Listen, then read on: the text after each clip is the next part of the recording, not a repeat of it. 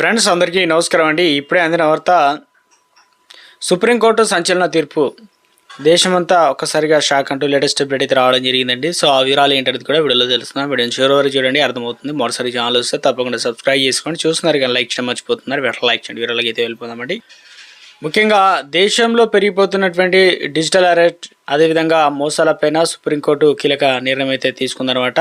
So digital arrest మోసాలపైన దేశవ్యాప్తంగా ఏదైతే అన్ని రాష్ట్రాలకు సంబంధించి ముఖ్యంగా సిబిఐ విచారణ సుప్రీంకోర్టు సోమవారం ఆదేశాలు అయితే జారీ చేయడం జరిగింది. ఇందులో వచ్చేసి మేరకు సిబిఐ విచారణకు అవసరమైతే అనుమతి కూడా సమాచారం అయితే సహకరించాలని, అదేవిధంగా ప్రతిపక్ష పాలిత ఏదైతే రాష్ట్రాలను తెలంగాణ, పశ్చిమ బెంగాల్, తమిళనాడు, కర్ణాటక సహా అన్ని రాష్ట్రాలు, కేంద్రపాలిత ప్రాంతాలకు సూచించింది. తమ వద్ద నమోదైనటువంటి ఎఫ్ఐఆర్ వివరాలు సిబిఐకి అందించాలని కూడా తెలియడం అయితే జరిగిందనమాట. ఎందుకంటే డిజిటల్ అరెస్ట్ అంశాన్ని సుప్రీంకోర్టు సుమోటోగా విచారిస్తుందన్నమాట. ఈ నేపథ్యంలో ఈ పెళ్లిపైన విచారణ అయితే జరిపిన CJI justice Suryakant, justice Joymalya Bagchi నేతృత్వంలో బెంచ్ డిజిటల్ అరెస్ట్ మోసాలపైన దర్యాప్తు చేపట్టాలని కీలక ఆదేశాలు అయితే జారీ చేయడం అయితే జరిగిందనమాట.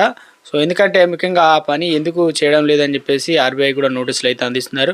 అంటే రాష్ట్రాలతో పాటు రిజర్వ్ బ్యాంక్ ఆఫ్ ఇండియా సైతం నోటీసులు జారీ చేసిన సుప్రీంకోర్టు సందర్భంగా కీలక ప్రశ్నలు అయితే సంబంధించింది. అంటే ఇందుకు సంబంధించి సైబర్ మోసాలకు సంబంధించి ఉపయోగించే బ్యాంక్ ఖాతాలు ఫ్రీజ్ చేయడం, ఏఐ, మిషన్ లెర్నింగ్ వంటి టెక్నాలజీ ఎందుకు వినియోగించడం లేదని చెప్పేసి ఇలా ప్రశ్నించడం అయితే జరిగింది.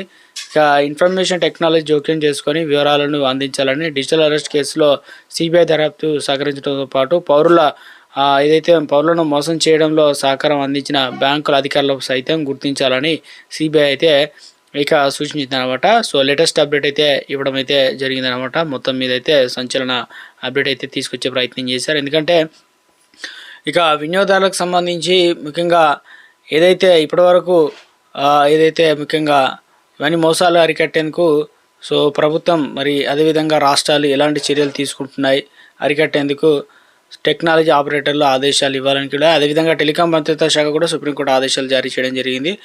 ఆన్లైన్ ఫ్రాడ్స్ అడ్డుకునేందుకు సైబర్ క్రైమ్ కోఆపరేటింగ్ సెంటర్ కూడా ఏర్పాటు చేయాలని అన్ని రాష్ట్రాలు, కేంద్రపాలిత ప్రాంతాలకు ఆదేశాలు అయితే జారీ చేయడం అయితే జరిగిందండి.